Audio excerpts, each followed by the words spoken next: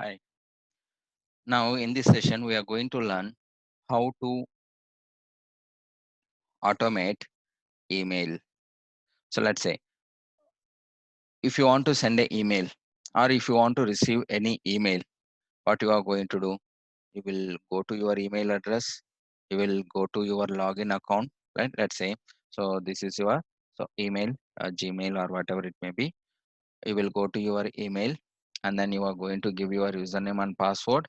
After that you are going to the email, and then if you want to send a email you will click on a compose, right? This is the thing what you are going to do. The same thing, so if you want to automate, then let's say when we are using this particular email automation, when we are working with a process or bot in our Blue Prism, automatically your process or your Blue Prism has to log into your account, and then it has to send an email to specific persons, right? For that, so how we are going to implement here, we will see that.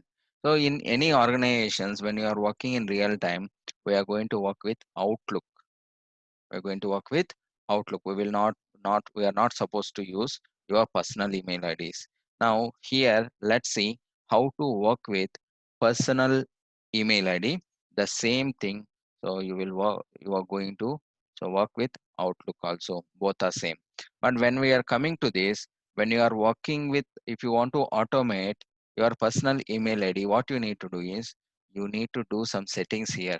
So go to your, let's say, go to your account, open your email ID, and then go to your account if it is Gmail, and then go to your securities, and then here you will have one option. Observe this: less secured apps, or this turn on access not recommended, right? Always it should be turn on when you are going to use automation. It means when you turn on it, and the purpose of this is any other tools can able to access your Gmail server details. That is the meaning of this. If you turn off this, no other tools can able to access your Gmail server for your specific, so for your username, right? When you turn on this, see this, already you got a mail for critical security alert. See this, right? So now, so we are ready to use this particular email ID. So we can automate by using Blue Prism.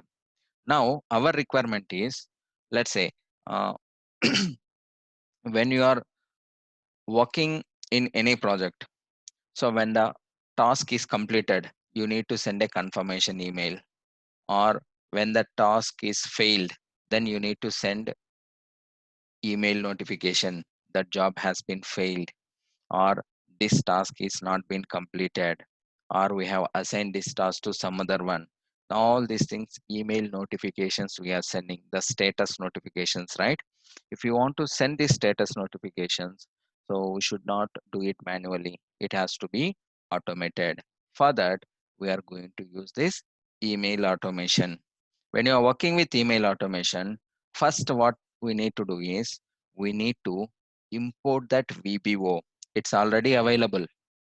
We need to import. Go to import, click on a browse, and then come see this email POP3 SMTP.